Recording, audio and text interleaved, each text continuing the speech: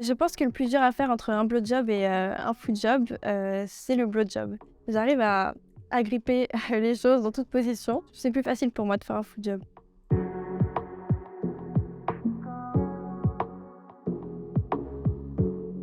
Alors moi, c'est Laïa Fit. Je suis créatrice de contenu spécialisée en foot fétiche.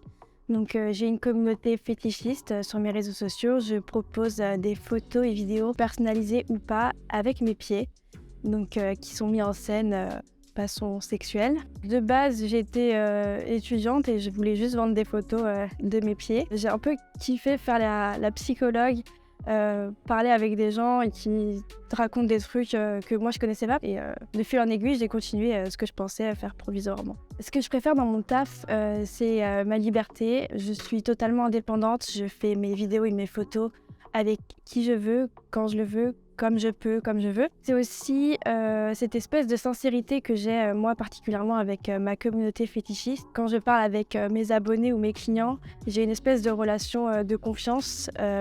Ils me parlent avec des comptes anonymes et du coup se confient très facilement à moi. Ce qu'ils ont de particulier, mes pieds, je ne saurais pas vous dire. Il faut demander à mes abonnés. Il ne s'agit pas juste de prendre ou de faire des photos vidéo avec ses pieds. Il y a tout un aspect marketing, gérer ses réseaux sociaux, gérer ses plateformes privées. Il y a toute la partie administrative parce qu'on se doit se déclarer. C'est pas un choix de vie à prendre à la légère, il y a des répercussions. Il y a plein d'aspects négatifs et c'est pas juste je prends des photos de mes pieds et je suis riche.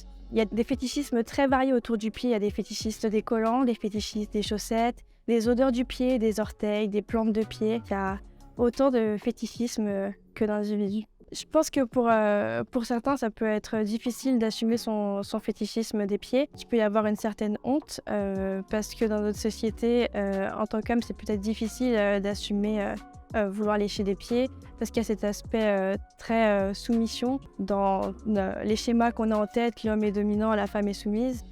Et je pense qu'en tant qu'homme, et la société dans laquelle on vit, ça peut être difficile. Une de mes fiertés dans ce métier, c'est de recevoir des fois des pavés de très longs messages de personnes qui me disent « Merci, grâce à vous, j'assume un peu plus. Grâce à vos conseils, j'ai réussi à en parler à ma copine. » Oui, quelque part, ça me rend fière de pouvoir aider les gens. La société stigmatise encore beaucoup les travailleuses du sexe.